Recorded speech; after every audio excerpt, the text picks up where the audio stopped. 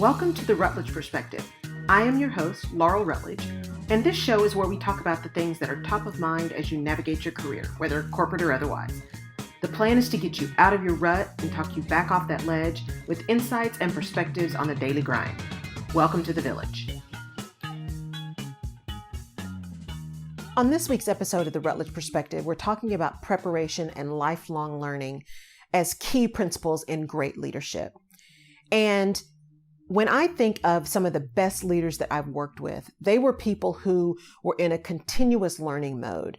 They never got to the point where they felt they knew everything that was going on about either their business or their team or whatever it was. They were in a constant mode of wanting to learn and wanting to understand. And they were in a constant mode of making sure they were prepared for the next meeting, prepared for having performance conversations with people, prepared for whatever might come next. Even if they didn't have a plan, they were at least prepared to be able to respond or get something done in response to anything that had occurred. And it occurred to me that when I look over some of the changes and I talk to some of my clients and talk to people that are still in corporate and trying to decide what their next move is going to be in that corporate arena, or whether or not they're trying to decide to do something different, preparation is a real key of being able to determine what your next steps are going to be. The other piece that occurred to me is, as I continued to build my team and built my career over many, many years and focused on building departments and making sure processes were working and all of these kinds of things, I wanted to make sure that the people that were looking to me for guidance, were looking at me for support and for engagement, we're getting the training, we're getting the support that they needed. But I didn't spend nearly as much time on ensuring I was continuing to grow and I was continuing to learn. And I point this out specifically for people who have been in the same organization for a long time. And that's not a commentary on whether or not you should stay or go. The challenge of when you've been in the same organization for a very long time, especially if you haven't necessarily moved departments or things like that, you may have moved up and broadened your career, but you haven't necessarily been in a lot of places, even in the company. It is really critical for you to make sure you have outside connections, that you are going outside to get some learning, that you're going outside to fill your cup with what's going on currently, because it's very easy when you get into those organizations or any leader to get so caught up in how things are done in your organization and how things are done for that population of people and for that business, that you lose sight of the fact that there's a whole world out there of other stuff. There are other people making decisions around the same topics you're trying to fight. Right now, there are other people trying to decide how to bring people back to work post-COVID or during COVID at this point. There are other people who are trying to figure out how to take their kids back to school or to homeschool them. So there are so many places where what you are experiencing, other people have already experienced, and there's opportunities for you to learn from someone else. You may not necessarily want to duplicate what they've done, but learning from them gives you an opportunity to even bolster your own creativity and innovation. And it's very easy as leaders to get so caught up in that day-to-day and building our teams and supporting our teams and making sure we're staying on top of the strategy that we forget that we also need to continue to learn. We need to continue to grow. We need to continue to get some outside influence or other expert influence to challenge our perspectives, to challenge our thought processes, and to push us to make us stronger, to make us better leaders, to make us better business people. And if we stay really connected to only the thing we see every day, only the thing we go at every day, it moves away this whole world of possibilities and creativity and innovation. It's lost to us because we haven't engaged in anything that's external to our everyday world. You know, one of the things that John Lewis said in his letter that he wrote to be published after his death was, learn the lessons from history. Learn the lessons from history. And when I read that, I thought it's not just about history. It's not just our societal learning that's important, but it's that learning from others. Sitting at the feet, I've heard this so many times, go sit at the feet of the masters. Go sit at the feet of the people who are doing what you want to do. Go sit at the feet of that CEO. Go sit at the feet of that vice president of production. Go to the people who are doing and have mastered what you want to do and master, and be humble enough and open enough to learn from them. And there may be things that you hear or things that you see that you're like, yeah, I wouldn't do it that way, or that doesn't really make sense to me, or I'm not sure that would work with my personality or what have you. And that is perfectly fine. You don't necessarily have to take what something does and someone does and pick it up and move it over and just put your name on it and do the same thing again. You have the opportunity to make something yours, to add your bit of sauce to it, your bit of flavor to it.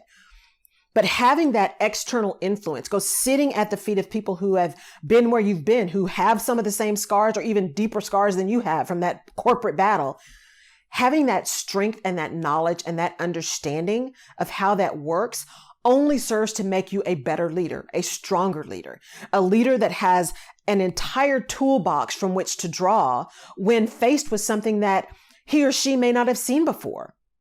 Not everything that you experience is going to be something that you've seen before. So what can you do to continue to build your toolbox, to build your experiences, to build your exposure? Because even if it's not something that's going on in your organization, if you've at least been exposed to the possibility, when something happens, you're not caught flat-footed. You're not surprised. You're not saying, oh my gosh, never seen that before. What are we going to do? But you're saying, ooh, wait, I think I talked to someone about that and they experienced it and here's what they did in that situation. And then you can take it and morph it and collaborate and communicate and bring in your experts and figure out how to respond in your situation. But if you don't take the opportunity and become aware of your own need and your own desire and your own ability to continue to learn, you are doing yourself such a disservice because none of us knows everything. None of us knows everything. There's always someone who is better, smarter, faster. There's always someone who has seen something you haven't seen or experienced something you haven't experienced. And to presume that if you didn't experience it, it must not be true is the height of hubris. And those are the things that happen that cause us to fail. When we refuse to understand that other people's experiences and what other people have seen might actually drive some value for us, we are doing ourselves a disservice, we're doing our businesses a disservice, and we're being dishonest about our real capabilities and our real understanding. And that doesn't mean you're not smart. That doesn't mean you're not capable. It just means you don't know everything. None of us does. And unfortunately, we have a lot of organizations where saying, I don't know, or let me find out, or I'm raising my hand up because I want to go to this seminar, or I want to do this training, sometimes is frowned upon as weakness. As how can you be saying you need to go get trained on XYZ when we've got you in a VP role of XYZ? But organizations that understand that things change, and especially now, industries change quickly. What's happening in society changes quickly. Technology is moving so fast that we have a hard time keeping up. And so that ability to have someone get out there and represent your organization, and better yet, bring something back to the organization that says, hey, here's what I learned at this class or at this seminar that I think we can use, is really powerful. In fact, I know the teams that I had, if we had someone go to a training, one of the things we wanted them to do was bring back their knowledge to everyone else. Let everyone else learn from you. You become the teacher, right? Because what is the old saying? If you can't teach somebody else, you really didn't understand it well enough yourself. And sometimes the first time we see something, we don't understand it deeply, which is fine. That's why we continue to learn. But it is really important as a leader and as someone who wants to lead, if you're very early in your career and ultimately you want to lead, that you are okay with being a lifelong learner, that you are okay acknowledging that there may be some stuff you still need to learn. And there may be some gaps that you have. There may be some areas where you're not quite as skilled as someone else. And you can hire a team for that, which is great. And good leaders learn to hire for their gaps and their weaknesses, which is good. But that doesn't mean you at least can't get a basic understanding of some of those things where you have a gap. And that's the power of having that lifelong learning bent to your leadership process and your leadership philosophy. Having that lifelong learning also is part of your preparation. when you sit at the feet of the masters, so to speak, when you go to people who've experienced it before and you put other things in your toolbox for you, that enables you then to be prepared for whatever comes. It enables you, as I said earlier, to not be surprised when something happens. And don't get me wrong, we all get caught by surprise every once in a while, especially in HR, although there's nothing that surprises me anymore. But there are things that would come up and you're like, really? I didn't anticipate. And so the more tools you have in your box, the more exposure you have had to different things, the more willing you are to say, let me go see how they did that. The more likely you are to be prepared when something unexpected presents itself for you.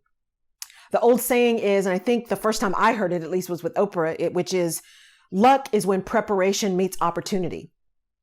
Luck is when preparation meets opportunity. And so how are you finding a way to take this learning that you have, to take the skills that you have, to take the experiences that you have and the successes and the failures and all of those things, and let that prepare you for the opportunity that comes up? When you are willing to just say yes and learn something new, that new promotion or that big project that's new to your organization, maybe you get tapped on the shoulder because you've shown that you are willing to learn. You are willing to jump in and take some risk and figure it out. Maybe the opportunity that comes to you is a really big promotion at a different organization. And the reason they came after you is because they saw that you had gone to some trainings or that you presented at some national conference or something that let them know that not only are you a leader, but you also have a level of expertise in your field. You have great skills and they want to talk to you. So being prepared for the opportunity that presents itself is really important. Like my producer said this morning, sometimes we miss opportunities because we aren't prepared, because our eyes aren't open. We're not aware. We're just moving quickly. Because we talked about sometimes you got to be slow and precise versus quick and approximate. And you need to be prepared to go really slow to understand what's going on so that then you can move really fast later. Because again, if you don't have time to do it right the first time, what makes you think you'll have time to do it over? So why not take a little bit of time in the beginning to go slow, to understand, so you can hit light speed in getting things implemented.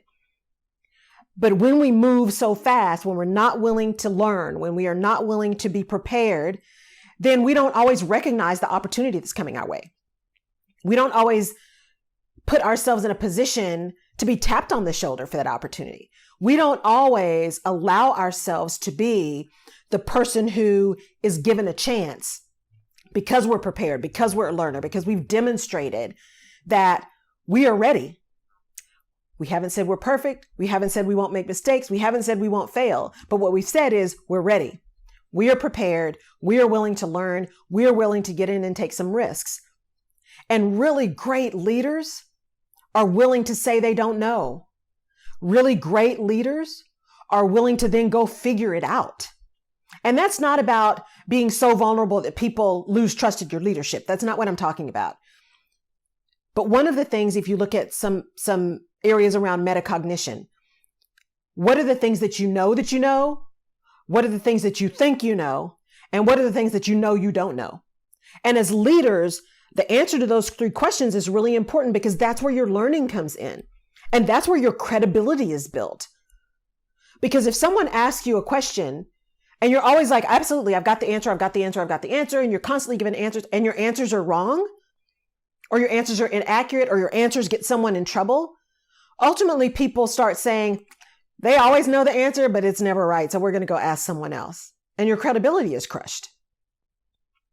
Or better yet, what opportunities are you missing because you say, oh, I'm not sure. I don't know. Well, maybe you should ask someone else. I've never seen that before. I'm not sure. I don't know. That response is very different than saying, you know what? I'm not sure, but I'm going to find out. I'll be right back to you. Right? Or give me a couple of days and I'll get back to you. That's a different response than saying, I don't know. Maybe I'm not sure, and leaving it there. Right? So what opportunities are you missing, again, through that lifelong learning, because you are not willing even to take a chance that you do know something? We've often found that sometimes while it's bad and a credibility hit when you continue to say you know something when you don't, but it's an opportunity hit for you personally if you continually downgrade or downplay what you do know for fear of being wrong, for fear of people thinking you're arrogant, for fear of people thinking you are trying to get a promotion over someone else. Don't miss opportunities because you are afraid to say what you do know, because there are some things you know. And if you are a lifelong learner and you've enabled yourself to be exposed to things and experience things and learn at the feet of others who know, you probably know more than you think you do if you would give yourself a chance to demonstrate that. So make sure that as you are leading your team, as you are leading yourself, as you are the master of your career, you're the master of how you show up. What are you doing to get prepared? What are you doing to ensure that even if you get a surprise, your first response to the surprise isn't panic, because you've got some stuff in your toolbox that you know will be able to help you, if nothing else, minimize the pain or minimize the shock or the damage. And how are you making that lifelong learning a continuous and integral part of how you move professionally and how you move personally? Because it's not just professional learning that's important. It's personal learning that's important too. So I leave you with this today. Luck is when preparation meets opportunity. Go out, get prepared. Leave yourself open to the opportunities that present themselves. Don't be running so fast and so myopic that you don't even see the opportunity when it comes. And allow yourself to be humble and aware enough to seek experiences and to seek expertise from those who know. Your team will appreciate it. They will appreciate your transparency. They will appreciate your willingness to continue to learn. They will appreciate your humility and vulnerability and strength as a leader. And you will be really happy that you are prepared to lead your team and prepared to take advantage of the opportunities that may present themselves for you. And that's the Rutledge Perspective for today. Thank you so much. I really appreciate you tuning in to this podcast. It is really something that I love to do, sharing this time with you. And hopefully you got something out of this one. Go out, learn something today. Take care. You have been listening to the Rutledge Perspective. Thank you for tuning in. If we've given you a new perspective or helped you clarify your own, please give us a 5-star rating. You can find more information about this and other episodes of the show on laurelrutledge.com/podcast, and you can subscribe to the show where you get your favorite podcasts. You can also follow me on social media. Oh, and if there's someone you think would enjoy or benefit from the Rutledge Perspective, please pass it along. Thank you for tuning in.